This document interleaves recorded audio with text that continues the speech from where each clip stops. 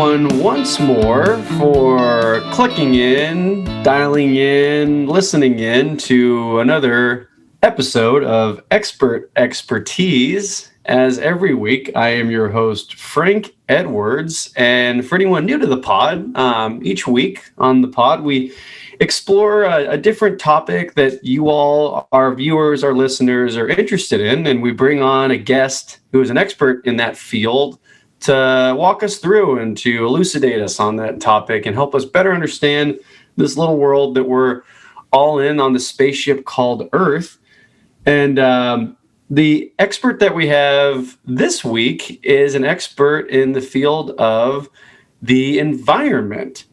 And his name is Sidney Pierce. It's a cute little name. Suds, thank you so much for joining on the pod. Just really quickly, am I pronouncing that correctly? It's actually pronounced Sid Pierce. Sid, okay. Yeah. I'll make note. Thank you. Sid Pierce. Well, Sid, thank you so much for joining. Maybe just to get us started, what is the environment? You know, the environment, in my view, is sort of like a giant bed. You know, we have to make that bed. We have to lay in that bed. Mm-hmm. So that's the environment for me, a bed.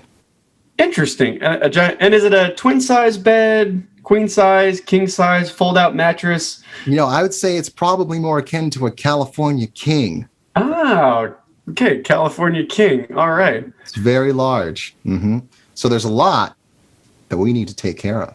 That is a lot. Yeah, that's a lot. I mean, that's we're talking sheets, comforter, duvet. So, you know, when I think about a bed, you know, you've got the fitted sheet, the comforter, and the pillows. So what's the pillow in this arrangement when you think about our world and as this giant Cal King? I would say that the pillows are probably sort of like the mountains, you know? Okay. I mean, in this bed, they may not be as arranged as other beds. You know, they're kind of scattered. Sure. Some of them have snow on them. You know, some of them are really hot. You know, some of them are made of sand. Mm-hmm. And I would say, you know, the sheets are probably like the landscape, like there's grass and stuff, you know. Sure. And the duvet would probably be the rivers and the streams. Yeah, it's incredible. The more you go into the analogy, the more that it just makes sense, and the more that everything falls into place. So this is incredible. Great start to the podcast. I mean, something that we'd love to chat about that's happening right now. You can see it when I take my hat off. You can see it is quite hot out here. Yeah. Barbershops have been closed for a while. I know. And the barbershops have been closed for quite some time. Tell me about this heat wave. What's going on? You know, there's a lot going on, you know, and I think one of the problems with this whole heat wave is that I think that if all of us were to chip in just a little bit, we might actually be able to mitigate some of the heat. Like, for instance, I care about the environment so much that occasionally what I'll do when I'm driving around is I'll leave the windows down and blast the AC at full blast so that I can cool down the outside a little bit. Oh, interesting. So would you recommend that for all of our viewers out there? Absolutely. You know, I've run the numbers, and I think if everybody drove around with their AC blasting and windows down, we could probably bring the temperature down by about 3 degrees Fahrenheit. Interesting. A global temperature down by 3 degrees. Right. Wow. That's incredibly impressive. That's worldwide. But, you know, if everybody, maybe even in just the United States did that, the United States could be 3 degrees cooler. Okay. Interesting. Wow.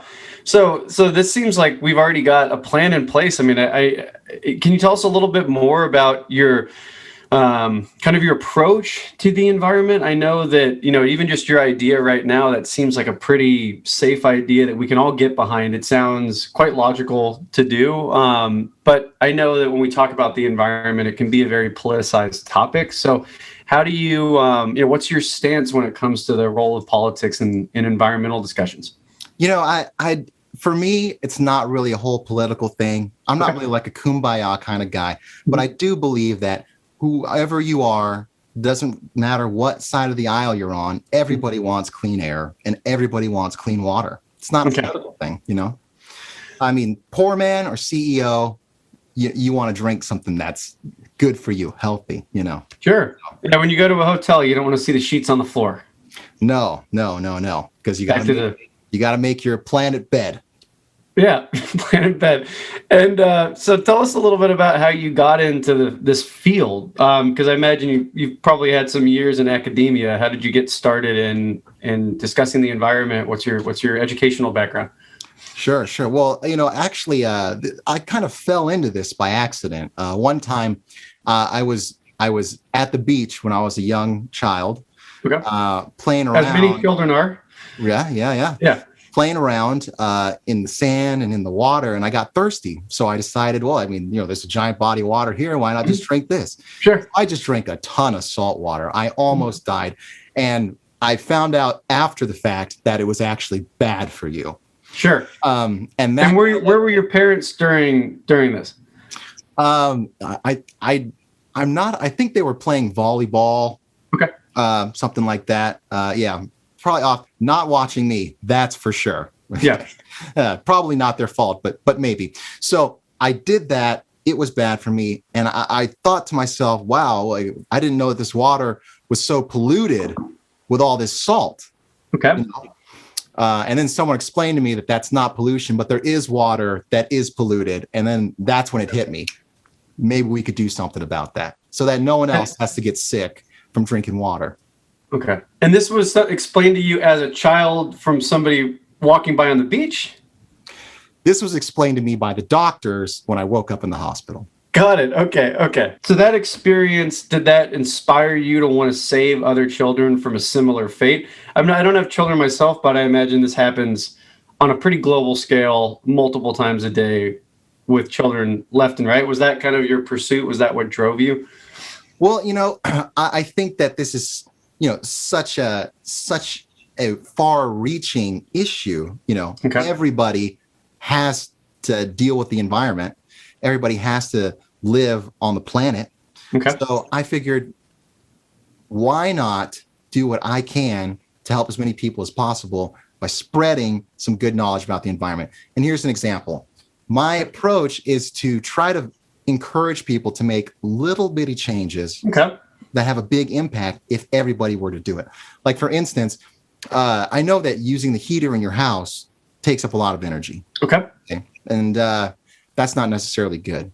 But I also know that when you're driving your car, when you have that on, it's also using energy, but your car is producing a certain amount of heat. So I think I see where you're going with this. What I like to do is I turn the car on, and instead of using the heater, I just let it run in the garage. Very interesting. Okay. Yeah, so that's one way I conserve energy. Okay. Very interesting. You don't happen to have, headaches and fainting spells by any chance around the wintertime, do you? I think that's a pretty common thing. It's a seasonal, comes and goes. Physical phenomenon. Okay. Yeah, it could be related to the copious amounts of salt water that you consumed as a child. I mean, who knows? We're not doctors. We don't know the long-reaching effects of salt water. Okay, interesting. Well, we actually just got an email from a Steve in Denver, Colorado. Steve, thank you so much for emailing over. So Steve is curious to know. Steve says, it's quite hot outside here in Colorado, but not usually quite as hot. And he notes, but at the same time, the Colorado Rockies are not having the best season that they normally would have. And do you have any recommendations for how they can shore up their rotation for longer road trips? In the Colorado Rockies? Correct. The Major League Baseball team. Yeah. One of the things that they could do is practice in the nude. Okay. And that would help mitigate some of the heat because your entire body would be able to breathe. So and heat is the problem, you believe, with their rotation? It's heat? I think that. Okay. Yeah. Have you consulted on baseball before? Is this your first time? Actually, I used to play a little bit of softball back in my day. Oh, interesting. Okay. Yeah. Would you consider yourself much of an athlete? I wouldn't, but I've been told I've got quite a swing. Okay, excellent. Yeah, and just in general or in the context of baseball? Like if you're dancing, do you hear that commonly? Yeah, there's something about the way I throw my arms. They kind of whip. People like that. Okay, interesting. Well, we just got a quick ad coming in from today's ad is from Toyota. Toyota Prius, come give us a try-us. All right, thank you so much to our sponsors out in Toyota. And we're coming back to the podcast here. So you mentioned that your tips around so far, rolling the windows down with the car rolling for the AC to cool down the environment, leaving the car running in your household to heat up the house. Do you have any more nuggets that you might recommend that we all universally apply immediately to help out with the environment? Yes. I've found, so, different types of like air, like steam and things like that. Yeah, different types of air. Yeah. Okay. different types of gases like air, steam, helium, these kinds of things. They have different chemical compositions, and some of them increase airflow. So what you can do without starting the fire is you could turn the gas. Oh, yeah, sorry. Yeah, no, I understand. I've hit you with a couple of different questions, and I think the coughing might actually be related. Is it cold in your house? Is the car running in the garage? It's not cold because the car is running, actually. Got it. Okay. What so you coughing can do, might be. Yeah, okay. you can turn the gas in your stove on without lighting it, and when the gas mixes with the air, it increases the circulation in your house. Oh, so okay. you won't have to use as much AC or anything else. Okay, so that keeps the house cool. Turning on that. Okay. Yes, correct. Wow. And how do you get your ideas out? I mean, obviously you're on our podcast, which has its own reach, right? But how outside of the podcast, how do you get these ideas out and change the world? Well, I attend house parties frequently, and people love the chatter there. So that's one way. Very helpful. Very grassroots. Yeah. Another one is I have a friend who's in real estate, and he sends out mailers to houses to try to get leads. And I just kind of ask him for those leads, and then I send out postcards about the environment. Interesting. The same houses. Yeah. Yeah. So, and have you had any? He'll send out one that says, "Hey, can I buy your house?" And I'll send out one that says, "Hey, you should sell your house because all the electricity is bad for the environment." Oh, that's a great point. You should not have a house. Interesting. Okay. Well, I've got a couple of quick follow-ups from that. So do you have any feedback about the environmental impact and the carbon footprint of generating those thousands and thousands of vouchers and having those mailed out where the mailman drives his car to get? How have you had any feedback from people? No, because all the paper we use is recyclable. Oh, okay. Interesting. And then I hate to pry. It does appear as if you're dialed in from a house, and you have referred a few times to your house with your car. But I think the feedback seems to be to everyone that maybe having a house is actually something we shouldn't strive for the environment. What are your how do you kind of apply those own teachings to your own life? Well, so you can't see this because you can only see the wall behind me, but my living space is just this room, and there's no ceiling. So, okay. Yeah. Okay. Yeah, I imagine it might get quite cold with no ceiling. I could see that getting quite chilly in the winter and quite hot in the summer. It's a good thing I have a car, right? So. And what city is it where you live?